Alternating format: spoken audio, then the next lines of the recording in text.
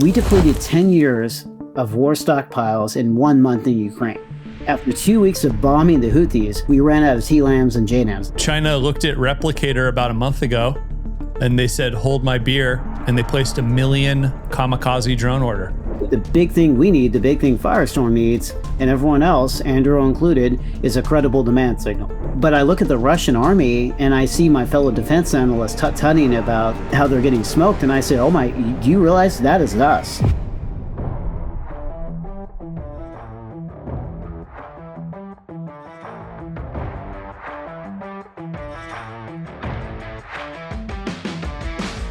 This is Dan Meiji, CEO of Firestorm, and this week on the Drone Wars podcast, we have Steven Rodriguez, the founder of Defense One, and he's going to tell us how Washington is thinking about autonomous systems.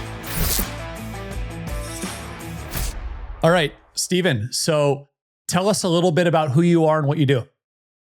So I've been at the nexus of national security, technology, and trying to solve hard or dumb problems, depending on who the recipient is, for pretty much my entire career. Now, it's somewhat unsatisfying answer. A lot of it has been by accident or through failures. I got my start originally working for Booz Allen Hamilton as a consultant because I didn't want to go to Wall Street. I had a job working at World Trade Center 7 starting June 2001.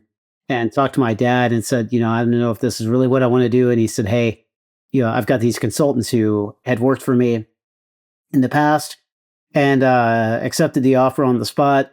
After a period of time, went to go work for the intelligence community, then had the chance to support Secretary Robert Gates after he replaced Rumsfeld at the height of the Iraq War.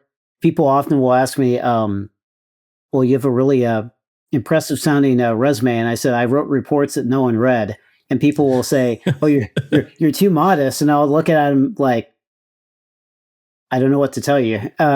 So there's a library somewhere of all your reports that we could go dig up and. Yes, they all smell of rich mahogany. I bet.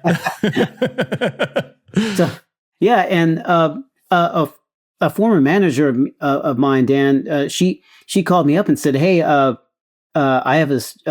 Job we're hiring for, we think you could be a good fit. And it turned out to be a venture-backed, today we might call a venture-backed AI company. Sure. So I got promoted a couple times and then had the chance to be a part of that, what you might call an exit. Of course, that exit was for what you might call Honda money. Yeah. You got a nice Civic out of it, huh? Yeah, it's what you can buy with the proceeds of the sale. So, had another chance to go work with the U.S. government overseas. Not a whole lot to get into there, but after a series of poor life choices, I'm in Manhattan. My wife and I, she was an investment banker, and I'm trying to figure out what to do. And it was the worst possible time to be in Manhattan. Right now, everyone's, defense tech, tech pros. No one would have gave a flip. Anyway. You were so early in the space, man. I mean, when we first met 10 years ago, you were one of the only people I knew who was actually taking this seriously. Well, and this is going to get to a big theme of what we're going to talk about, people. I got my start in venture by accident because they were willing to kind of be flexible and take a chance, unlike what maybe a private equity or a major investment bank would not do. And so started basically advising their portfolio and trying to help them organize. And then that was around the time, finally, 2014, where we had this thing called the third offset strategy, right? And so I got a call. They said, hey, not because you're smart, but because you've had a bunch of dumb life choices, you have some experience in policy, right?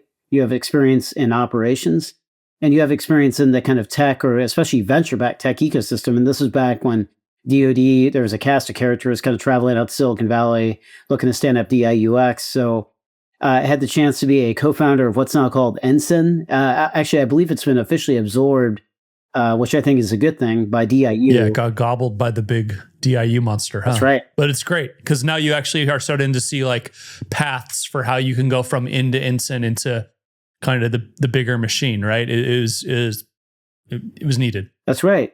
And I was always my whole career, I've kind of been on the cusp of kind of a non-obvious choice for a lot of the big names or big players in any sector. And so much like you, this is why I have as a founder myself, I have an appreciation for founders because, if no one else is going to take a chance on you, you can always bet on yourself, right? Totally. You can always bet on yourself. And that's kind of what I've done. Well, I know we'll get into it more, but this is a big theme of my career. But I think of our friendship and our relationship, Dan, it was certainly a part of the origin story with Firestorm. So talk to me a little bit about again, very interesting background here.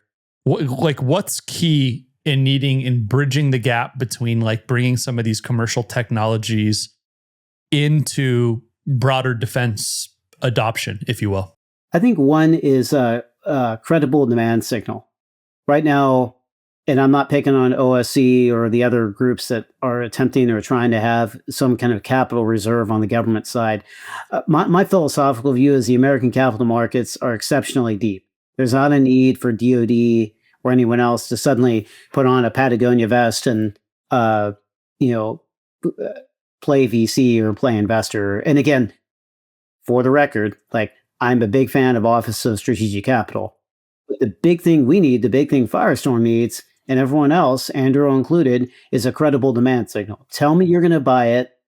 Tell me to the extent you can how much you might buy and over what period of time. I will figure out the financing, right? Now, you know this. I'll figure out the financing, but give me a signal on how you want me to operate. And I think a big thing in single use or defense tech or dual use, whatever term you want to use, is give me some kind of guidance on how you want me to work with the primes as well, because they're ever present. Yeah, can't do it without them, right? Yeah. Drone Wars is recorded from Firestorm's global headquarters in San Diego, California. Each week on the podcast, we bring you cutting-edge insights from unmanned industry leaders.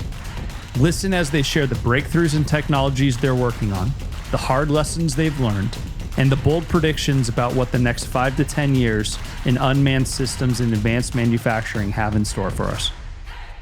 Enjoying the show so far? Then be sure to like and subscribe so you never miss an episode. Now back to the show. All right, so it's about credible demand signal, right? How much of a problem or threat do you see to the emerging defense tech ecosystem without some of this demand signal trickling down to smaller companies? And I'll even include Anduril with that. It's existential. Last week, based on when we're recording this, shortly after the inauguration, I posted an article in War in the Rocks, and they were asking, when do you think defense LPs or LPs for the uninitiated, these are investors and venture funds called limited partners. When do you think investors in defense-focused venture funds will see their money? And I said, look, it's going to be a long time. And the reason why is that defense companies in general are not known for kind of a rapid payoff.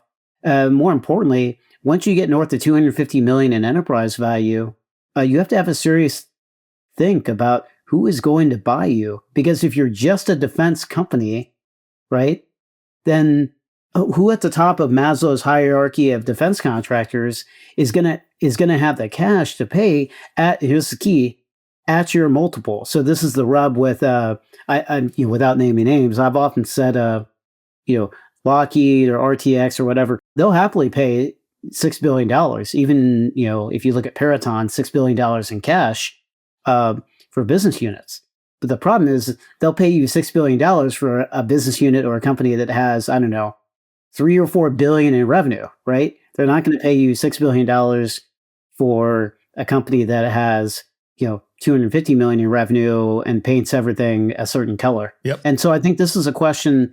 This doesn't mean that you don't do what you want to do, but it does mean you really want to have an eye, not just for who's going to give me capital now in my Series A, my Series D, but who ultimately is going to buy you. Because if you don't think about that, you unwittingly walk yourself into a corner, which is essentially IPO or bust.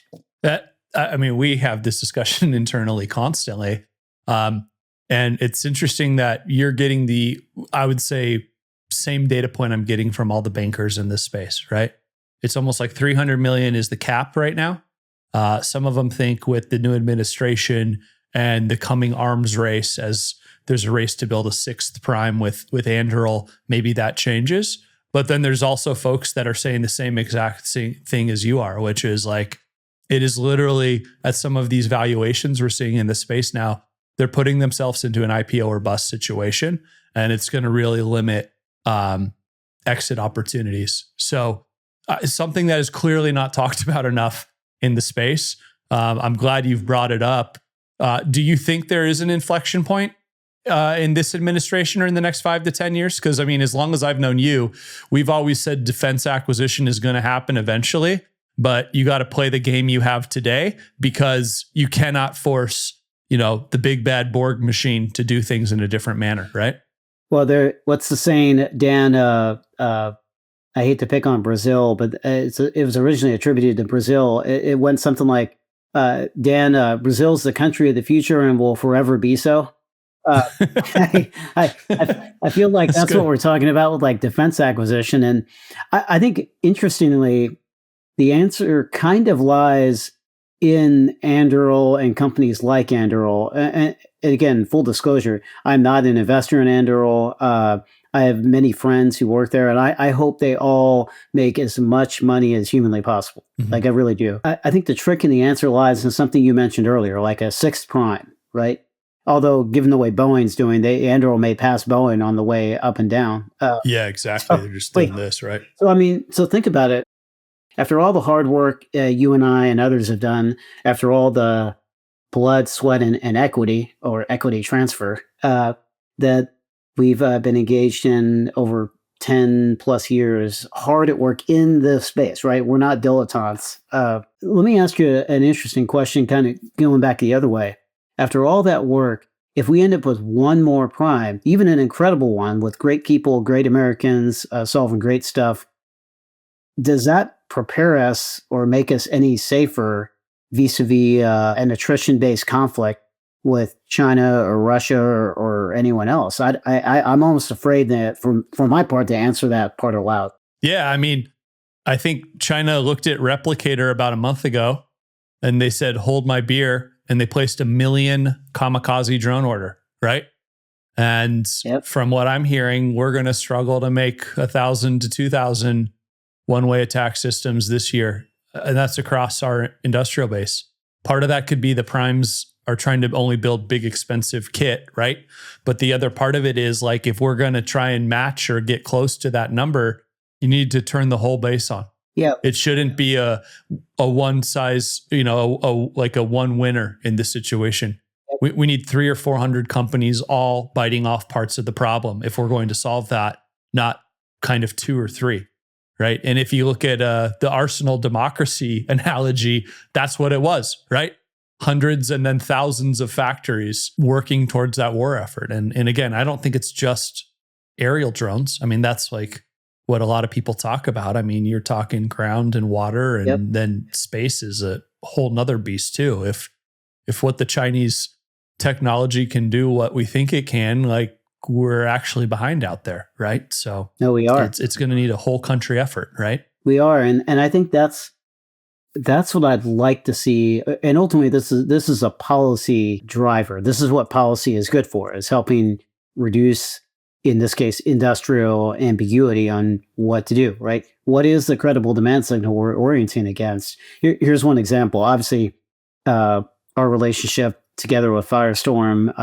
I'm in a number of other drone companies. And I had this discussion a lot with some of the great Americans at DIU, which is essentially, what should our policy be? Like, or our acquisition policy, our defense policy.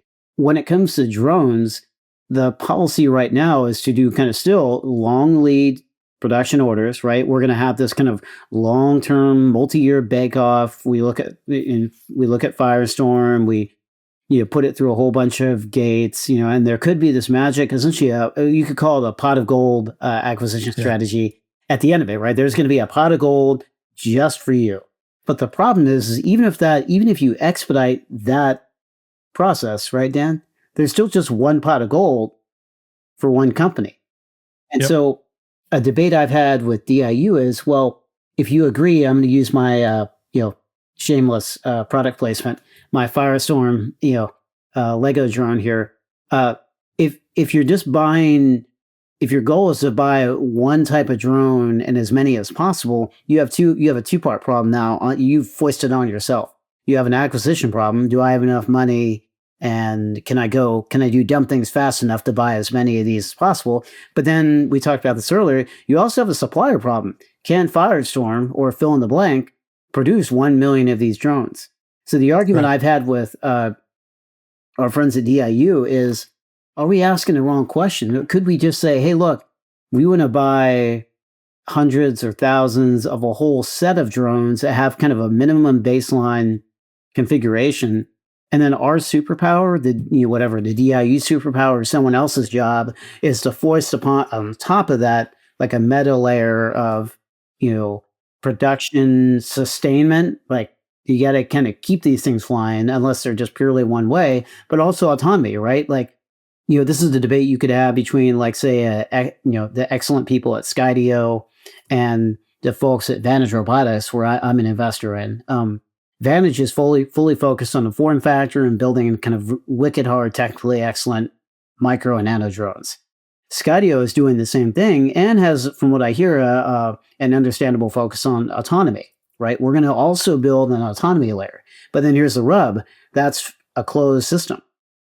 Yep. So again, where is the scaling effect? So right now you've walked yourself, because of lack of guidance from DoD, the drone maker, whoever it is, right, has walked themselves into a corner that says, now I'm betting that A, the government's going to give me a pot of gold so big that it would make Mark Andreessen blush, and B, that I can actually produce these bloody things in a kinetic environment. And that's a big question in my mind for anyone.